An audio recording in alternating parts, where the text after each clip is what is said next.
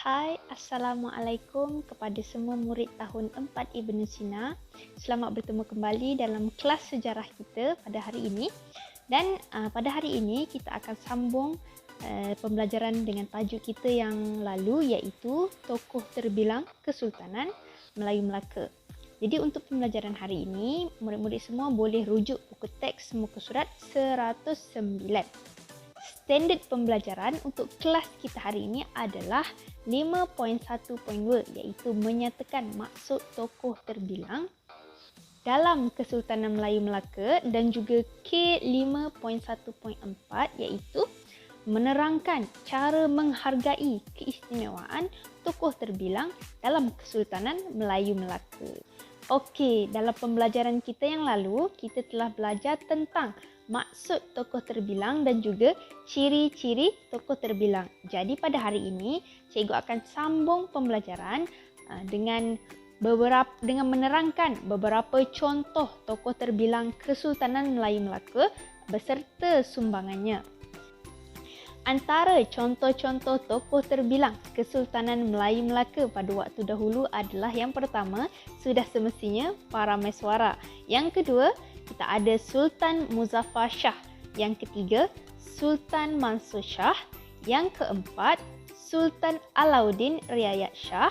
Yang kelima, Bendahara Tun Perak. Dan yang terakhir, kita ada Laksamana Hang Tuah. Jadi, jom kita tengok sumbangan-sumbangan tokoh-tokoh Kesultanan Melayu Melaka tersebut. Untuk tokoh terbilang Kesultanan Melayu Melaka yang pertama, kita ada Parameswara. Dalam buku teks, Parameswara dinyatakan telah memberi dua sumbangan kepada Kesultanan Melayu Melaka, iaitu yang pertama, Parameswara telah mengasaskan Kesultanan Melayu Melaka. Sebagaimana yang semua tahu, Parameswara merupakan seorang tokoh yang telah membuka negeri Melaka. Dan yang kedua, Parameswara telah memajukan Melaka sebagai pusat perdagangan. Selepas Parameswara menubuhkan negeri Melaka, dia telah berusaha untuk memajukan sektor ekonomi perdagangan negeri Melaka sehinggalah negeri Melaka dikenali sebagai pusat perdagangan di serata dunia pada waktu tersebut. Tokoh terbilang Kesultanan Melayu Melaka yang kedua, iaitu Sultan Muzaffar Shah, telah memberikan sumbangan kepada Kesultanan Melayu Melaka dengan mengukuhkan Empayar Melaka pada waktu tersebut. Dia telah menyambung warisan ataupun usaha Parameswara bagi memajukan negeri Melaka dengan mengukuhkan lagi, menguatkan lagi Empayar negeri Melaka pada waktu tersebut. Dan sumbangan Sultan Muzaffar Shah yang kedua adalah melaksanakan sistem perundangan yang tersusun dan sistematik. Sebagai contohnya, Hukum Kanan Melaka dan juga Undang-Undang Laut Melaka. Undang-undang tersebut telah menjadi satu contoh dan panduan sehingga kini. Yang ketiga, kita ada tokoh terbilang Sultan Mansur Shah. Jadi, sumbangan Sultan Mansur Shah adalah meluaskan lagi Empayar Melaka. Daripada Melaka, dia telah meluaskan kawasan jajahan Melaka itu ke kawasan sekitarnya, menjadikan Empayar Melaka itu lebih luas. Sultan Mansur Shah juga telah berjaya menjadikan Melaka sebagai pusat penyebaran agama Islam dan juga pusat pendidikan. Maksudnya, pada waktu ataupun era pemerintahan Sultan Mansur Shah ini, berlakunya penyebaran agama Islam secara meluas dan juga wujudnya sistem pendidikan yang agak sistematik. Tokoh terbilang Kesultanan Melayu Melaka yang keempat, kita ada Sultan Alauddin Riayat Shah. Sultan Alauddin Riayat Shah ini, baginda, sememangnya terkenal dengan sifat peribadi baginda yang mengambil berat akan keamanan dan keselamatan dalam negeri Melaka. Baginda juga selalu menjaga kebajikan rakyatnya. Ada satu cerita tu, baginda Sultan Alauddin Riayat Shah ni berlakon menjadi rakyat untuk melihat dan meninjau keadaan rakyatnya di sekitar negeri Melaka. Dan baginda berjaya menangkap pencuri pada waktu beliau melakukan rondaan ataupun tinjauan tersebut. Seterusnya, kita ada tokoh terbilang daripada kalangan bendahara, iaitu Bendahara Tun Perak. Bendahara Tun Perak merupakan antara bendahara yang paling terkenal di antara bendahara-bendahara yang pernah berkhidmat kepada Sultan. Bendahara Tun Perak berkhidmat kepada 4 sultan, iaitu yang pertama Sultan Mansur Shah, yang pertama Sultan Muzaffar Shah, yang kedua Sultan Mansur Shah, yang ketiga Sultan Alauddin Riayat Shah, dan yang keempat Sultan Mahmud Shah.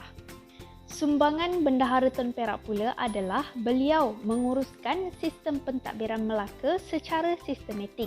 Sebagaimana yang semua tahu, bendahara boleh dikatakan sebagai Perdana Menteri pada masa kini. Jadi, Bendahara Tun Perak ni merupakan seorang tokoh yang sangat bijaksana dalam menguruskan negeri Melaka. Bendahara Tun Perak telah berjaya mematahkan beberapa siri serangan Siam terhadap Melaka pada ketika dulu. Jadi, ia menunjukkan Bendahara Tun Perak ni benar-benar bijaksana dalam menjaga pentadbiran negeri Melaka. Sumbangan Tun Perak juga boleh dilihat melalui sikapnya yang setia terhadap pemerintah. Beliau telah berkhidmat kepada 4 sultan, daripada Sultan Mansur Shah sehinggalah Sultan Mahmud Shah, menunjukkan kesetiaan Bendahara Tun Perak yang begitu tinggi terhadap sultan ataupun pemerintah. Dan yang terakhir, kita ada tokoh terbilang Han Tuah. Semua orang pasti kenal dengan Han Tuah, merupakan seorang pahlawan yang gagah perkasa. Jadi, Laksamana Han Tuah merupakan Ketua Angkatan Tentera Laut Melaka pada ketika dahulu. Jadi, sumbangan beliau dapat dilihat melalui tugas beliau dalam memastikan keselamatan perairan Melaka. Beliau memastikan perairan Melaka selamat daripada ancaman negara luar seperti Siam dan juga ancaman Lanun. Sumbangan Laksamana Han Tuah juga dapat dilihat melalui beliau menjadi utusan Kesultanan Melayu Melaka. Beliau telah diutus oleh Sultan untuk ke negara China bagi menyampaikan pesanan Sultan Melaka kepada Raja ataupun Maharaja China pada waktu tersebut. Keenam-enam tokoh yang telah kita pelajari tadi telah memberikan sumbangan yang begitu besar terhadap Kesultanan Melayu Melaka. Kegigihan dan kesungguhan tokoh-tokoh terbilang yang kita pelajari sebentar tadi telah menjadikan negeri Melaka sebuah empayar yang kuat dan terkenal di serata alam Melayu. Jadi kita sebagai rakyat Malaysia perlulah berbangga dengan keistimewaan tokoh-tokoh tersebut dengan menghargai jasa mereka. Jadi bagaimanakah kita ingin menunjukkan kita ni menghargai keistimewaan tokoh-tokoh terbilang Kesultanan Melayu Melaka tersebut?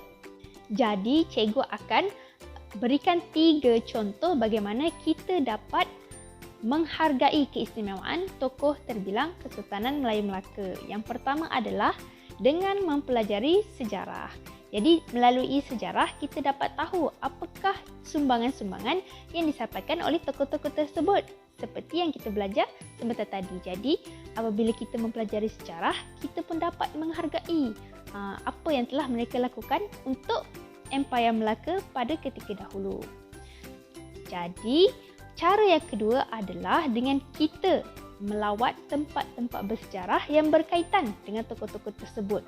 Jadi bila kita sebut tokoh-tokoh terbilang Kesultanan Melayu Melaka, sudah pasti dengan melawat negeri Melaka, bandaraya bersejarah, sudah pasti kamu dapat mengetahui dengan lebih mendalam sumbangan dan jasa tokoh-tokoh terbilang tersebut. Jadi cara yang ketiga adalah kita melihat daripada konteks yang lebih meluas.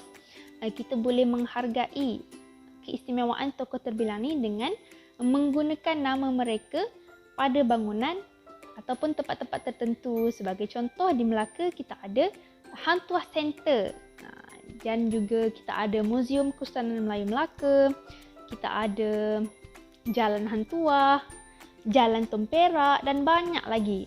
Di sekolah juga kita dapat menunjukkan cara kita menghargai keistimewaan tokoh terbilang tersebut dengan menamakan sudut-sudut menggunakan tokoh seperti sudut Sultan Alauddin Riayat Shah. Jadi kita boleh letak bahan-bahan bacaan berkaitan Sultan Alauddin Riayat Shah dan sebagainya. Sekian sahaja pembelajaran kita untuk hari ini. Cikgu harap semua dapat faham berkenaan tokoh terbilang Kesultanan Melayu Melaka beserta sumbangannya. Jadi sampai sini saja kelas kita hari ini. Kita jumpa di kelas akan datang. Dan bye. Assalamualaikum.